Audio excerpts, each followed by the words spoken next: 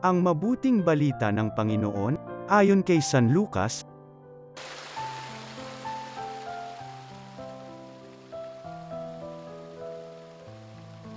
Isang araw ng pamamahinga, naparaan sina Jesus sa traiguhan.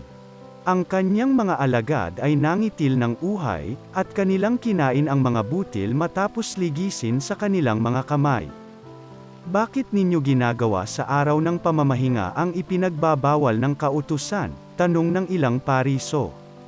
Sinagot sila ni Jesus, hindi ba ninyo nabasa ang ginawa ni David nang magutom siya at kanyang mga kasama?